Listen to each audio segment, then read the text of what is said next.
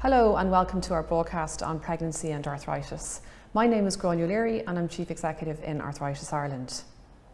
Every year there are some 60,000 babies born in Ireland, and 1/3 of those are born to first-time mothers. We're here today to talk about pregnancy and arthritis. Many of you may have questions about becoming pregnant or having a baby when you have arthritis. Undoubtedly there are some challenges and some questions that you will have. So here to talk to me today about this is Professor Doug Veale, who is a consultant rheumatologist in St. Vincents University Hospital. You're very, very welcome, Doug. Thank you for joining us. Thank you, Grainne. Okay, so I'll start off with my first question. When we say that arthritis can affect a pregnancy, we're talking about all forms of arthritis, or are we talking about specific conditions? Well, primarily it relates to inflammatory arthritis. So that would include what most people would recognize as rheumatoid arthritis. And the second commonest inflammatory arthritis is psoriatic arthritis, but also ankylosing spondylitis and some of the connective tissue diseases. And again, lupus is probably the best known of those. But these are the commonest forms of arthritis that actually would impact on a pregnancy, or indeed the pregnancy might impact on the disease. Okay, thank you very much. So I suppose a follow-up question there might be, when people are thinking about having a baby, is there a best time for having a baby? Is it a choice between staying in control of your disease and the possibility of parenthood? No, and that's one of the things that we've really worked towards now over the last maybe 5 years or so in developing our clinics, which focus on young women who really want to actually have a baby. Is actually the planning of the baby. So it shouldn't be a choice. We think it's very possible for the vast majority of young women who do suffer from arthritis to have a successful pregnancy and to have actually an uneventful pregnancy. So the choice really, I think, should be the patients when they want to have the baby. We would advise that ideally they should be in complete control of their disease. So the disease should be actually well maintained on medication before they conceive. Okay, thank you. And just, you mentioned earlier about inflammatory forms of arthritis. What is it about inflammatory forms of arthritis that make them an issue for people, trying to get pregnant? Sure. So, briefly, inflammatory arthritis involves activation of the immune system. And as most people know, the immune system is there to protect us from bugs and bacteria and infections. But in autoimmune situations, the immune system actually reacts against the individual. And often that, as in rheumatoid arthritis, which is the sort of prime example, the immune system will produce antibodies that then appear to attack the joints. And when the immune system is active, there's inflammation in the joints, so they become hot and red. And on the inside, that involves the immune cells actually getting into the joint and producing chemicals which actually produce pain and produce inflammation. Now, those same chemicals can actually circulate in the blood, and they're usually proteins which are produced by the immune system, and they can actually cause an environment, I guess, within the mother's body, which is not 100% conducive to either getting pregnant or maintaining a pregnancy. And so that inflammation that's in the body can actually impact on the pregnancy and of course, impact on the growing baby. Okay, and I suppose a question we often get asked is about the so-called arthritis gene. Many forms of arthritis, they can run in families, as we know, and there's always been a lot of interest in this arthritis gene. But it's natural, I suppose, when somebody might find themselves pregnant, then that they're concerned about passing that gene on to their children. What would you say to them? Sure. So I think the first thing to say is that there's actually now many genes associated with arthritis. There's not a single gene that is implicated, and some have stronger associations than others. But in fact, there is a family history often in inflammatory arthritis, and indeed there's a family history often in all autoimmune diseases, including diabetes and thyroid disease, which probably are just as common as rheumatoid arthritis. The gene is rarely directly passed from a mother to the child, or indeed from the father to the child. So, with most of these genes, there's maybe a 1 in 2 or 1 in 4 chance of the gene being passed through the germline. But it would be unusual for the gene being passed to be the only factor involved in the arthritis. Usually there's actually we talk about this first hit, second hit sort of theory that the gene may be one part of why people develop arthritis, but actually they need other things, other triggers that might actually activate that gene to actually cause arthritis. So it's not that common that a mother and a child would suffer from the same form of arthritis or automatically get arthritis in the family. It's often, removed, so maybe in a cousin or an aunt or an uncle that the family history actually comes through. Is there a greater risk of miscarriage with arthritis? There's an increased risk of miscarriage if the arthritis is active. And in fact, I guess the general message would be that if the arthritis is active, then there's a higher risk of all sorts of complications, not just miscarriage. So that is why we prefer to try and have the disease very well controlled from the time of conception right through the pregnancy to the delivery, and indeed after the delivery. If the mum wants to breastfeed, we'd like them to be as fit and healthy as they can be, during that time. So we think of the pregnancy as a journey from the planning stage right through the conception, through the pregnancy, and into the first period after the pregnancy, to achieve the best results in terms of a healthy baby, but also a healthy mum. Okay. And in terms of you mentioned there about disease activity or having active disease, does that affect fertility then in that case? And is there a link between that disease activity and how long it might take somebody to get pregnant? And for instance as well, linked to that, what if somebody's actually in remission?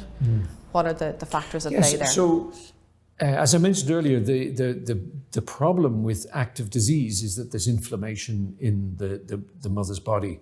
And we believe that, and some of the data now does show that there is a lower fertility if the disease is active.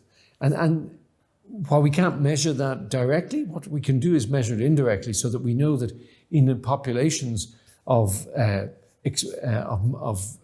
young women who are trying to achieve a pregnancy, there's a higher rate of infertility associated with active disease than there is with those who are in remission.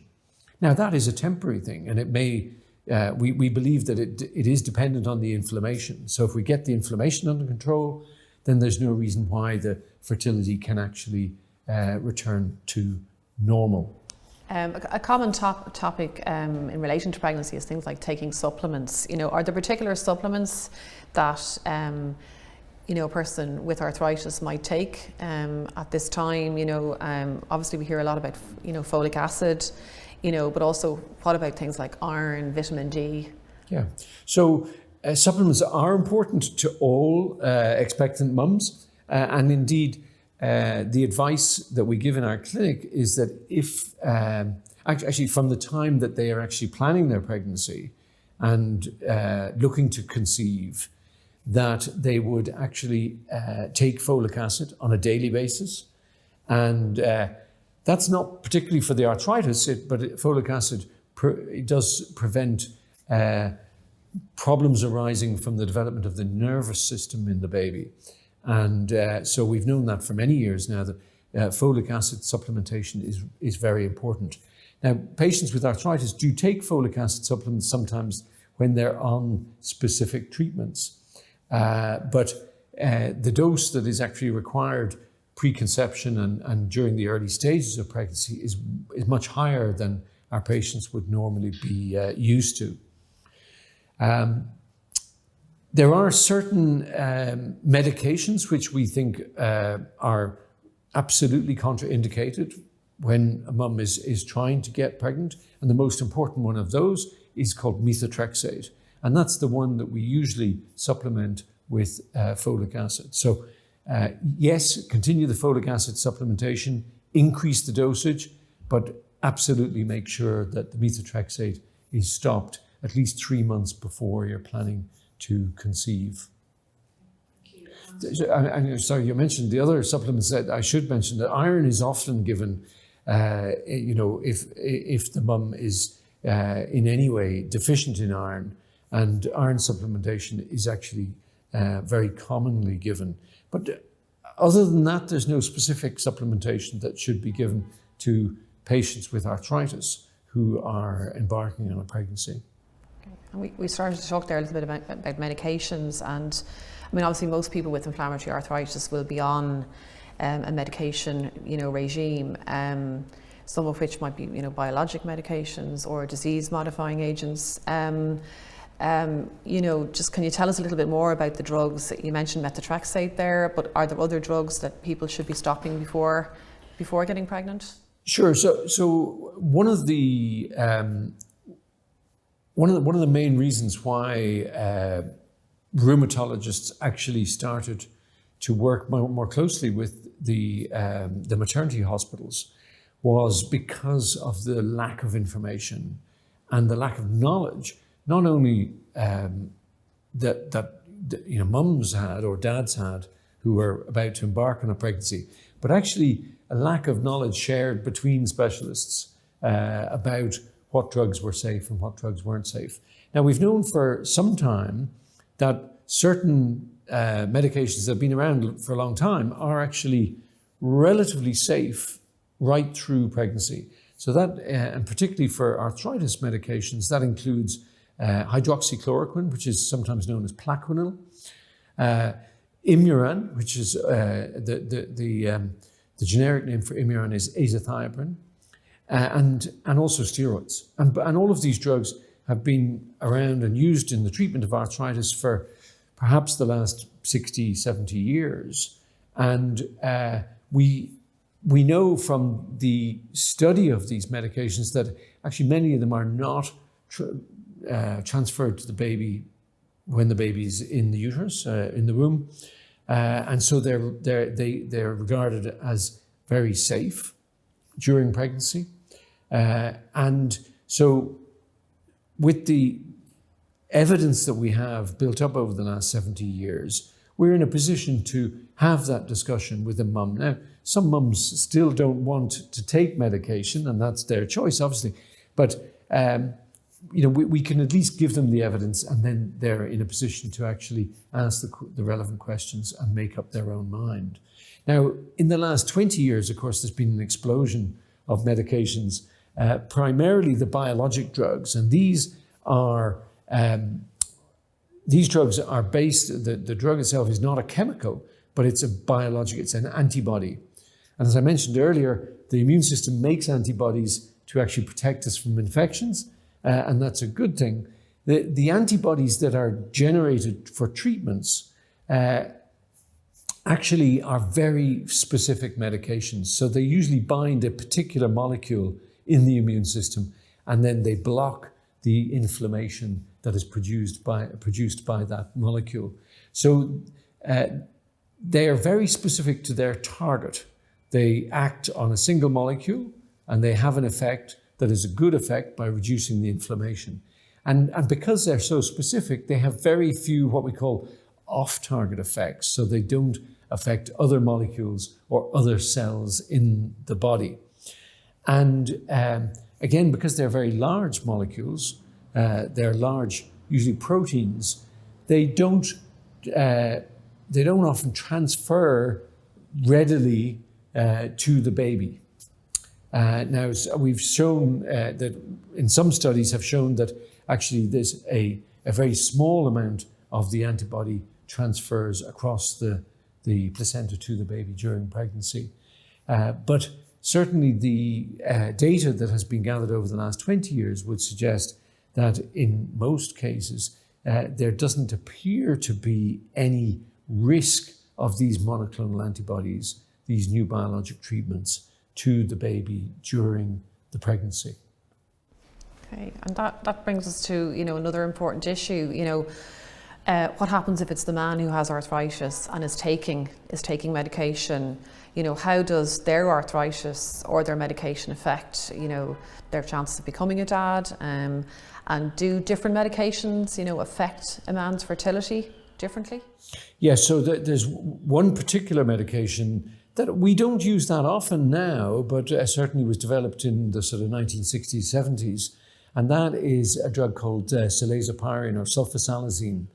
And the structure of sulfasalazine is based on an aspirin molecule, actually, but at the same time, in males, a small number of men taking sulfasalazine have been noted to have a reduced sperm count, and that may certainly adversely affect their fertility.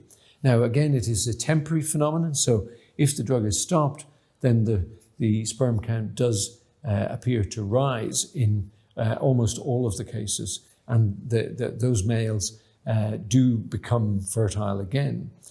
In terms of the other medications, there doesn't appear to be any direct effect on fertility. And in terms of the ability then of a man to father a baby, there doesn't appear to be any risk associated with all the other medications that we use. The one I would also say there's been some confusion, and certainly recently there's been a change in the advice, is again with regard to methotrexate.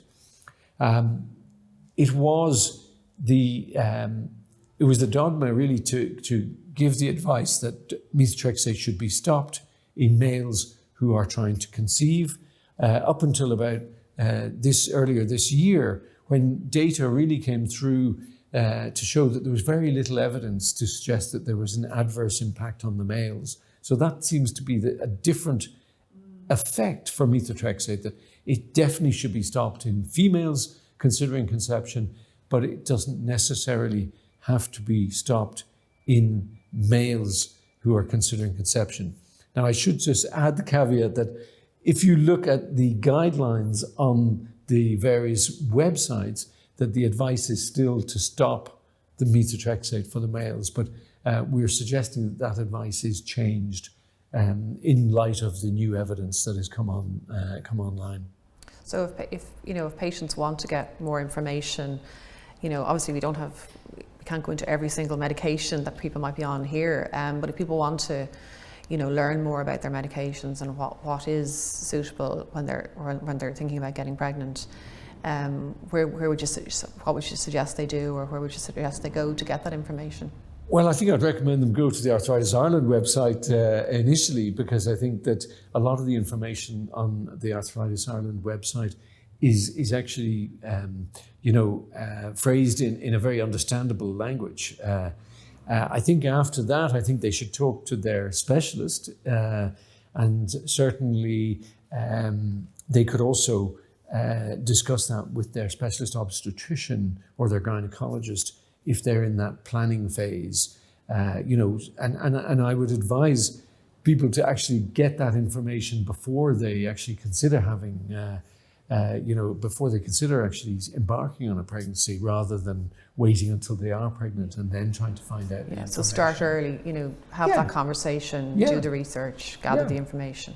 Yeah, and actually our advice now, because one of the reasons that makes this issue so important, of course, is that inflammatory forms of arthritis do affect women more than they affect men. And they also affect women in this phase of their lives when they are planning a family. So it's young women in their 20s, 30s and 40s that actually have a higher instance of inflammatory arthritis. So it tends to impact on this group of the society at a time when they are most wanting to actually have a pregnancy.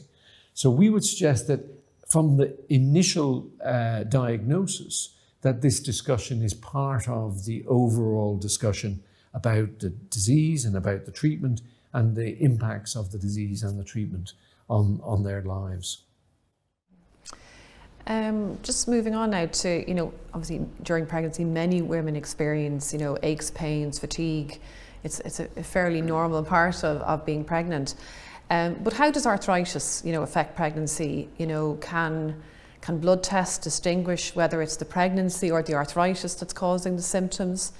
Can you tell us a little bit more about that? Yeah, actually, during the pregnancy, the blood tests aren't as useful as they would be in a non-pregnant situation, if you like.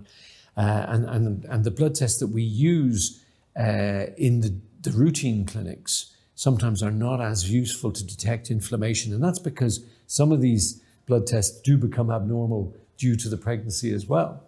Although that is often, there may be a different degree to which the blood test is abnormal due to pregnancy and due to the disease. So we rely more on the symptoms that the patient actually describes and also on the signs that we can pick up looking and examining the patient. So certainly symptoms such as fatigue, as you say, are common during pregnancy.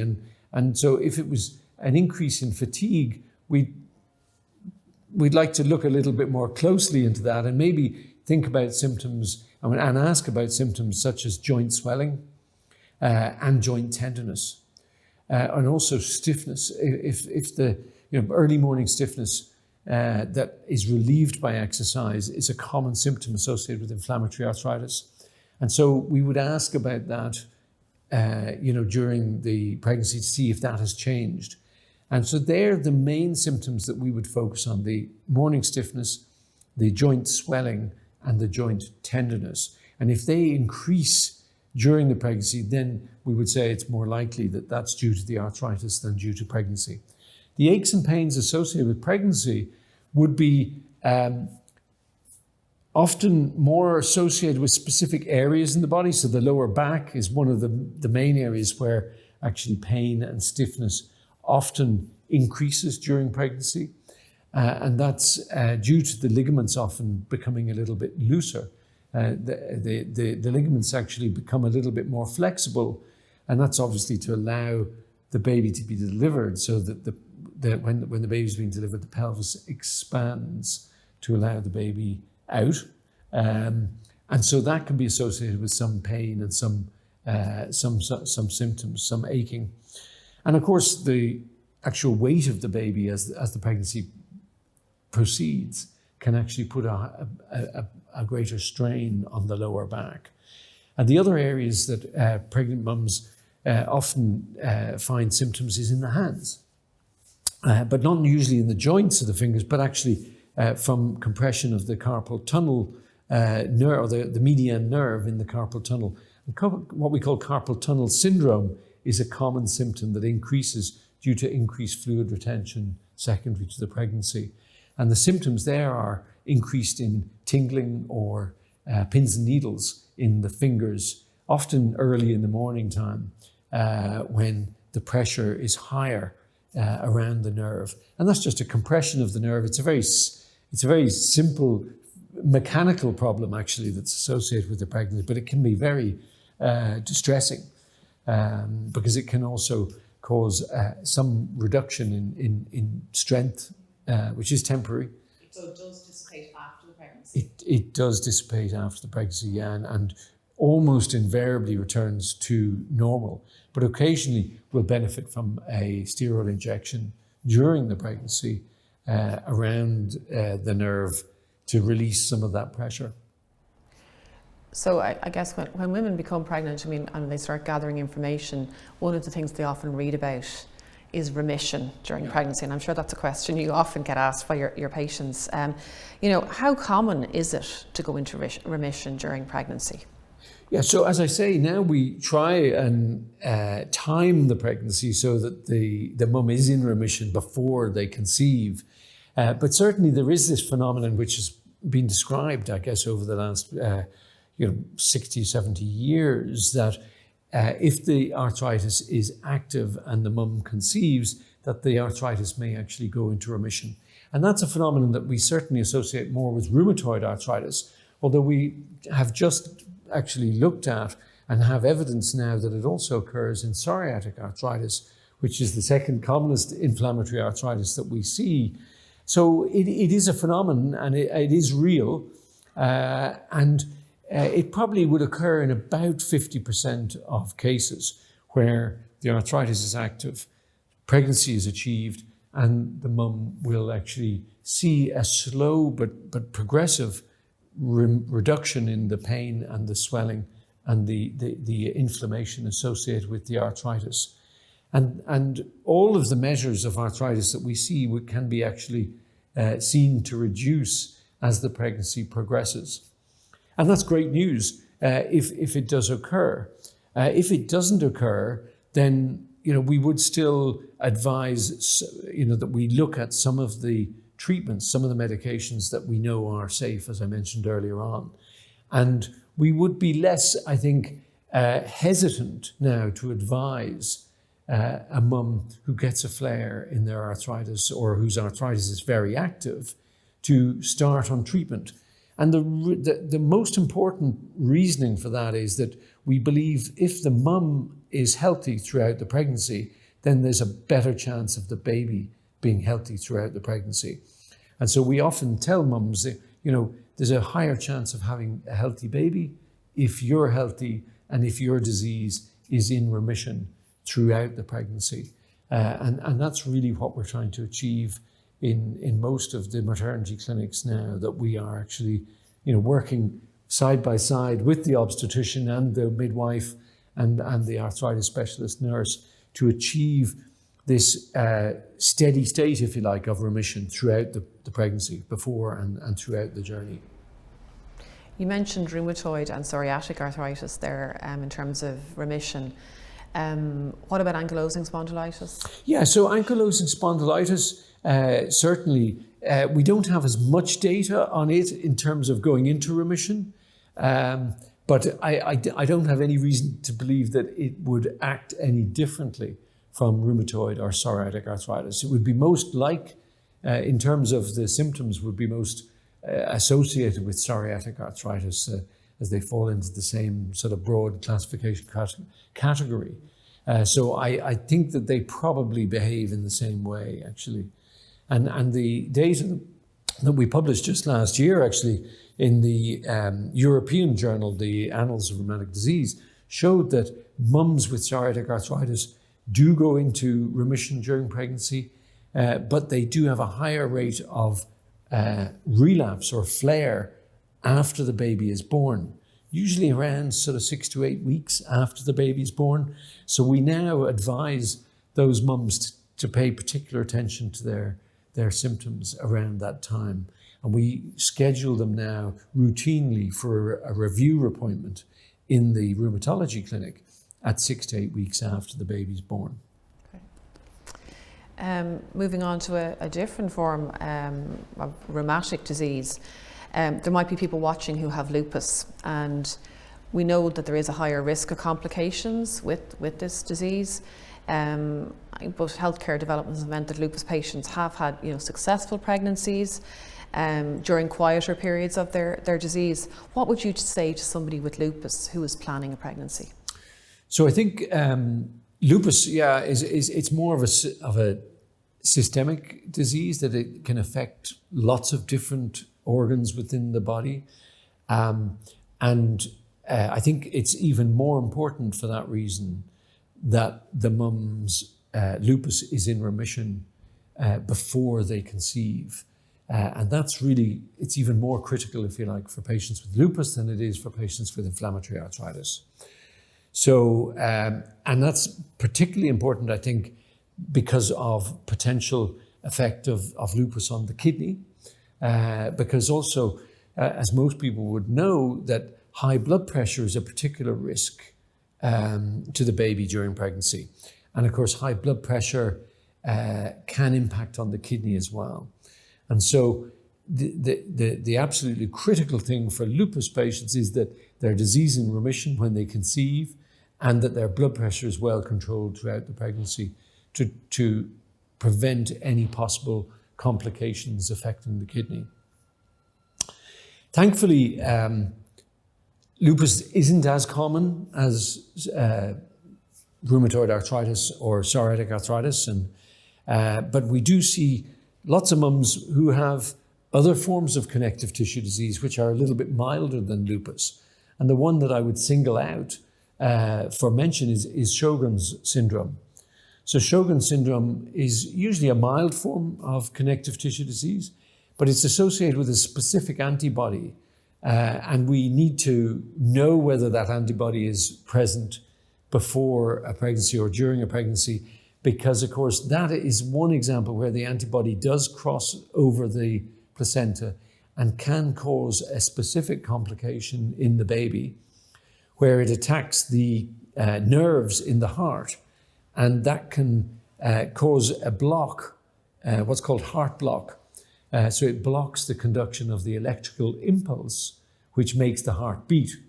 And if we know about it in advance, then we can monitor it very closely, number one. And number two, when the baby's born, we can detect if there is any heart block present and identify very quickly whether that baby needs a pacemaker or not. So that's a very specific instance. It's not very common, but it's a very specific instance where there is an inflammatory disease associated with an antibody that can actually directly cause a problem in the baby at birth.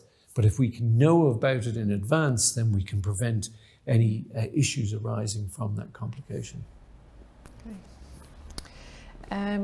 Moving on now to topic of physical activity, exercise. So we know that it's really important for people with arthritis in general. Does this change during pregnancy? And are there particular types of exercise that are particularly beneficial or suitable for people when they're pregnant? No is the simple answer. Exercise is always good.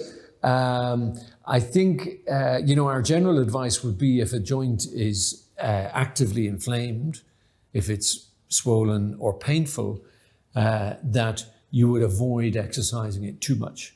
So the classic example would be, if you've got a sore knee or a swollen knee, then you don't go jogging. In that case, we would recommend certainly exercise in the pool, first of all. That's exercise in the swimming pool, where the pool takes the body weight out of the equation, if you like, is definitely beneficial. And we see that with hydrotherapy, for instance, which has long been used for the treatment of arthritis. And then after the pool, non-weight bearing exercise. So if you've a sore knee, again, get on an exercise bike, where, again, you take the body weight out of the equation and you can exercise as long as it's not causing pain. That's the critical message, is if you can exercise without making your pain worse or causing the inflammation to be worse in the joint, then by all means do it. In the early stages of pregnancy, if you're a fit young mum, there's no reasons why you can't continue doing whatever exercise you are used to doing. And I certainly wouldn't advise changing exercise. Later on in the pregnancy, of course, it becomes more difficult anyway because of the bump, and the bump often gets in the way of some other forms of exercise. But I think by and large, the advice would be swimming is good, exercising in the pool is good, and non-weight bearing exercises are very good. But I think it's important that mums do keep up their fitness throughout the pregnancy and after also. Yeah. And speaking of after the pregnancy, we know that many women do experience that postpartum flare that you mentioned earlier. Is there anything that can be done to prevent that flare happening at that 6 to 8 week period that you spoke about earlier? Well, I think that certainly as the medications have become as we've got better information about the safety of the medications, certainly we are continuing most of those medications now, in most cases throughout the pregnancy, and that's throughout the post-pregnancy period also. So again, we think it's really important to maintain that state of remission throughout the pregnancy and beyond. So I think that we're seeing less of the flares in the mums who elect to stay on the medication. And that would be, I think, the most important message. In those mums who are not comfortable with continuing medication and have stopped it, then we can't predict exactly when it's going to occur, but at least we can actually preempt the flare by actually seeing them at an earlier stage. And that's why we try and schedule an appointment around the 6 to 8 week mark, when we think it's that the beginning of that flare possibility is most likely. And try and actually re-establish any medication that they were on at an earlier stage. Now, again, we know that many of these medications are actually safe during breastfeeding. And so as we become more comfortable with getting medication started during the breastfeeding period, again, I think we will hopefully prevent a lot of those flare episodes from occurring. Is there a relationship between how a person's arthritis is during pregnancy and that postpartum potential flare? Not specifically, no. I mean, as I said, many the mums will go into remission during pregnancy, and we can't yet define which ones will flare and which mums won't flare after the pregnancy. But we are looking at that in a study ongoing now, actually, in the National Maternity Hospital with Professor McAuliffe. We're looking at markers of the immune system throughout the pregnancy to see, can we actually identify markers which will predict those mums who might flare during the pregnancy and those mums who actually will flare after the pregnancy. So we hope to have an answer to that question in time. Yeah, no, that's great to see that research happening. You mentioned there about breastfeeding as well in the postpartum phase, and according to the World Health Organization, we know that babies are recommended to be exclusively breastfed for the first 6 months of their life, and we know breast milk has huge beneficial effects for infants. What advice would you give to new mums with arthritis who are considering breastfeeding? And also, I know a key question there would be, can the drugs be passed on in the breast milk? So unfortunately, actually, one of the studies we did showed that the rate of breastfeeding in Ireland is actually particularly low compared to other European countries, which I think is disappointing. Although I think it might be changing. I think young mums are more inclined now to breastfeed. And that it's a multifactorial problem. I think, it depends on, many different factors, like, are they going back to work? Have they got help in the house? And, lots of different factors, I think, are important in terms of breastfeeding. Our advice is that, if mums really want to breastfeed, that there shouldn't be any reason why they don't. We know that most of the medications that the mums take for, we know which medications do cross over in the breast milk and which may, be a slight risk factor. There's no major risk factors, I think, but many of the medications now are safe, and we know that many of the newer medications, particularly the biologic drugs, are actually only present in breast milk in a very low concentration. And we also think, because those medications are proteins, that when they're ingested by the baby's digestive system actually breaks them down as they would with a food particle. So they don't actually get into the baby's system and cause a particular risk. So we think that most of the biologic treatments are safe during breastfeeding. I think the ones that we are concerned about are the medications which are, if you like, the old-fashioned chemical. So like methotrexate. Yeah, like methotrexate and the non-steroidal anti-inflammatory drugs, because we know that they can be passed over in breast milk and that they may have an impact on the baby as well, because they may be absorbed through the baby's stomach. And so a certain level of those drugs may get into the baby, and that's maybe not ideal, particularly in the first few weeks of life. So I think we have some idea, and we can advise more clearly now about which medications are safest and which ones, may pose certain problems. So I think we can advise on that. But I think by and large, if the mum is in remission, obviously there's very little reason why they shouldn't breastfeed. And in fact, one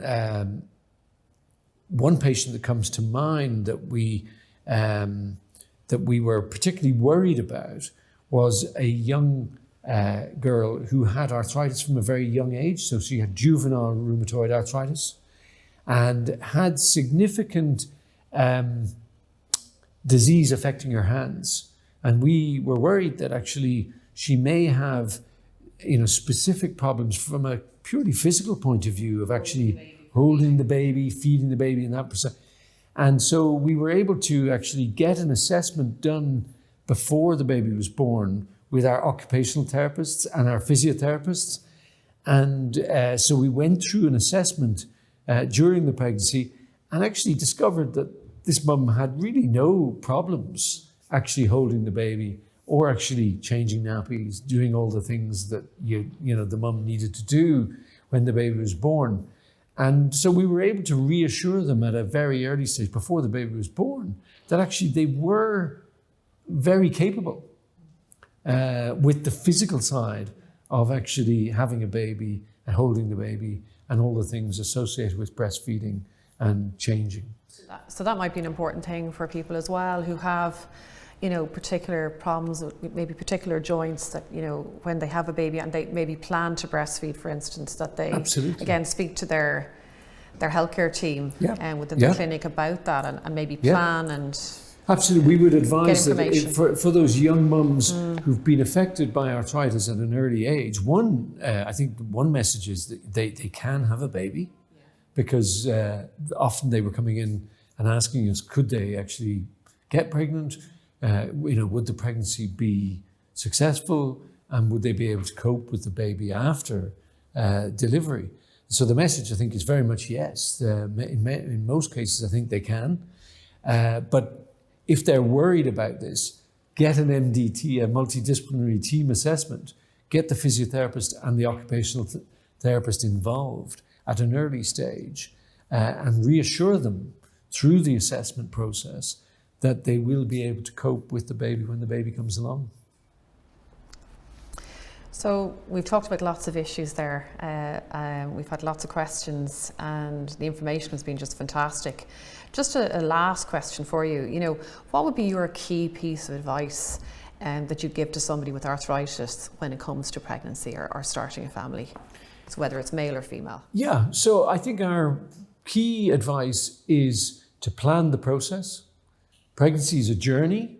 And there's very few reasons now, I think, with our experience, that mums or dads should not consider having a family because they suffer from arthritis.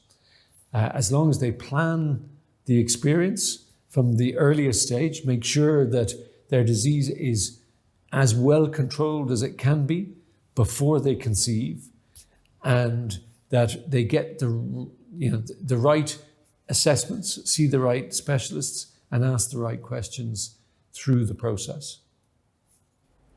Okay, thank you so much, Doug. We've covered a huge amount of information over that time, so I think people will find that really reassuring that are watching at home. Thank you. Thank you so much for joining us for this broadcast on pregnancy and arthritis. Do remember that we have a range of resources and information on our website, arthritisireland.ie. We also have some specific online groups via Facebook that you might like to join. They are on the topics of pregnancy and parenting. And you can also contact our helpline for information and support on 0818 252 846. Once again, thank you very much for watching, and we hope to see you again soon.